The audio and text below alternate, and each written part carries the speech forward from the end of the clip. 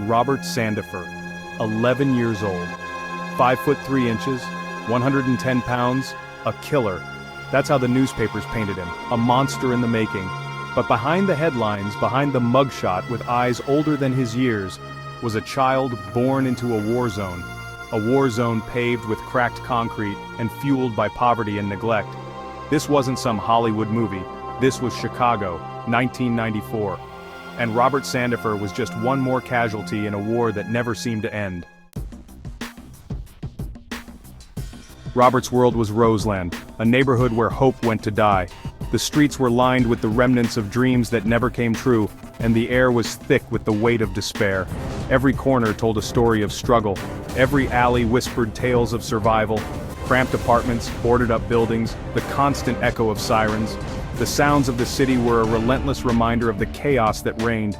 The walls of his home were thin, barely a barrier against the outside world where danger lurked at every turn. Home was a battlefield, violence his lullaby.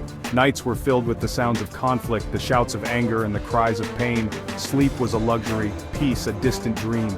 The window was his only escape, a portal to a world he could only imagine. His mother, battling her own demons, couldn't or wouldn't protect him. Addiction had her in its grip, and her struggles left little room for anything else.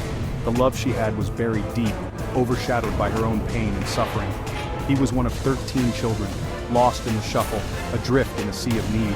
Each child vying for attention, each one desperate for a moment of care. The crowded apartment was a cacophony of voices, each one trying to be heard over the others. The streets became his sanctuary, his twisted family. Among the chaos he found a sense of belonging, a place where he was seen. The street corners were his refuge, the gang members his brothers. The Black Disciples, a gang with power and a twisted sense of belonging, offered him a place at the table. They were more than just a gang, they were a community, a family that promised protection and respect. They gave him respect, a sense of purpose, a loaded gun. With the weapon in his hand, he felt powerful, invincible. It was a dangerous illusion, but one he clung to desperately. He was just a kid, hungry for love, starved for attention. The gang filled the void, offering him the affection and recognition he craved. But it came at a cost, a price he was too young to fully understand. They gave him an identity, a terrifying one. The transformation was swift, the innocence of childhood replaced by the hardened exterior of a gang member. The boy who once dreamed of a better life was now a symbol of fear, a product of his environment. Yet, beneath the tough exterior, Robert was still a child, yearning for a different path. The concrete jungle had shaped him, but it hadn't completely broken him. There was still a flicker of hope, a small, stubborn flame that refused to be extinguished. In the heart of the concrete jungle, amidst the decay and despair, there was a glimmer of light. A reminder that even in the darkest places, hope can find a way to survive. Robert's story was far from over, and the next chapter was yet to be written. Word spread like wildfire. The city was abuzz with whispers and hushed conversations. Fear gripped the hearts of the residents as they learned about the new menace lurking in their midst. There's a new trigger man, barely old enough to see over the steering wheel. This pint-sized terror was unlike anything the city had ever seen before. His small stature belied the danger he posed. Robert, barely a teenager, was already a seasoned criminal. His journey into the dark world of crime began at an age when most kids are still playing with toys. But Robert was different. He had a hardened look in his eyes, a look that spoke of experiences far beyond his years. Carjacking, robbery, assault.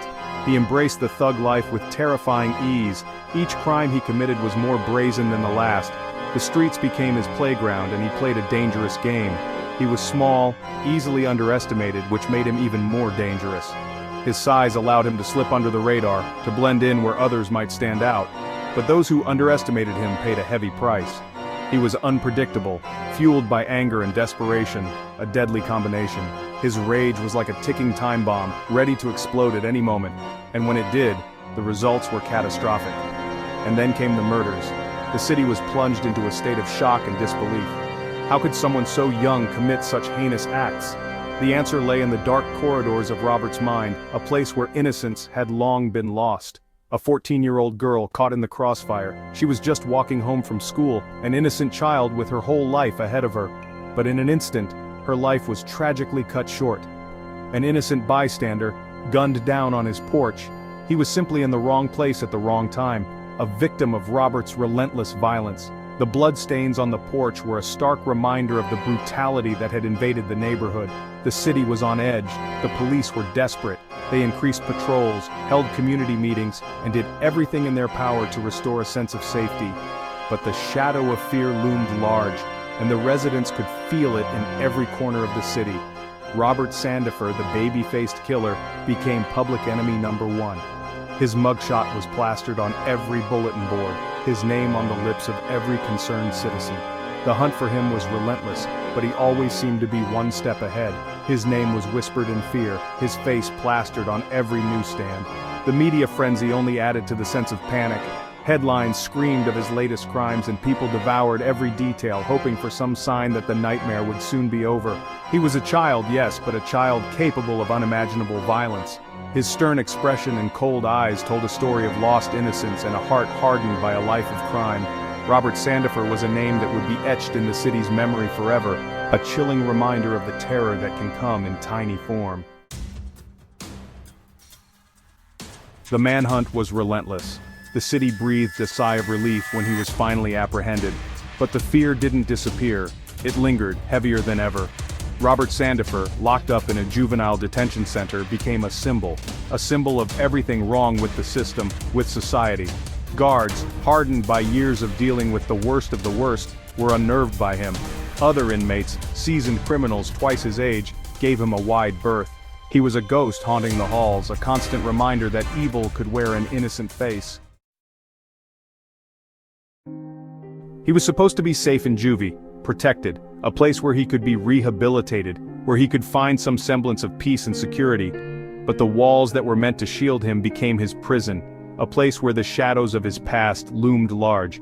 But the system that had failed him his entire life failed him one last time. The justice system, which should have been his refuge, was instead a labyrinth of broken promises and shattered dreams. It was a place where the scales of justice were tipped against him from the start. His own gang, the ones who had armed him, who had turned him into a weapon, decided he was a liability. They had once been his family, the only family he knew. But now they saw him as a threat. The very people who had given him a sense of belonging were now plotting his demise. They feared he would talk, betray their secrets. They ordered a hit. In the dark alleys and shadowy corners, whispers of betrayal grew louder. The gang's code of silence was more important than the life of a child. They couldn't risk their empire crumbling because of a scared kid, on a kid, their own kid, a child who had been molded by their hands, who had been taught to survive in a world of violence and fear. He was just a pawn in their game, expendable and forgotten.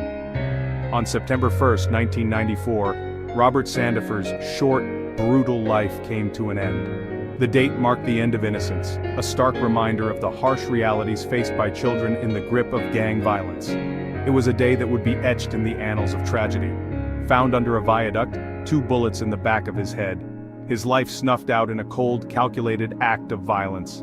The viaduct, a silent witness to countless stories of despair, now bore the weight of another senseless death. Executed like a common thug. The police reports painted a grim picture, a stark contrast to the innocence that once shone in his eyes. The world saw him as just another statistic, another casualty in the war of the streets. He was 11 years old, just a child with dreams and hopes that would never be realized. His story is a haunting reminder of the failures of a system that was supposed to protect him, and the brutal reality of a world that saw him as nothing more than a liability. Robert's story isn't unique. It's a story repeated in cities across America, a tragic symphony played out on the streets. Kids robbed of their innocence turned into soldiers in a war they never asked to fight, swallowed whole by a system that's more concerned with punishment than rehabilitation. His death sparked outrage, calls for justice, for reform. But the outrage faded, replaced by apathy. The cycle continued, grinding on, claiming more and more victims.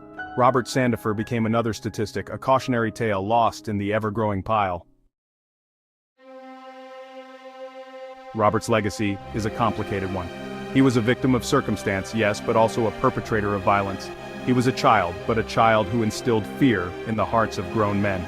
His story forces us to confront uncomfortable truths about poverty, about race, about the choices we make and the consequences that ripple outward. He is a mirror reflecting the ugliness we often choose to ignore. A reminder that the monsters under the bed aren't always figments of our imagination. Sometimes they're very real, molded in our image, products of our neglect. Remembering Robert Sandifer means more than just recounting his crimes. It means demanding better for our children, for our communities. It means breaking the cycle of poverty and violence, offering hope where there is only despair. It means investing in education, in social programs, in opportunities that offer an alternative to the streets. It means acknowledging that there are countless Robert Sandifers out there, teetering on the edge, caught in the crosshairs. And it means understanding that their blood, their lives are on our hands. Robert Sandifer, the boy with the haunted eyes, is gone. But his story, as uncomfortable as it is, needs to be told. It's a story that needs to be heard. Because until we learn from the mistakes of the past, until we break the cycle of violence and despair, there will always be another Robert, waiting in the shadows. And that, my friends, is the most terrifying thought of all.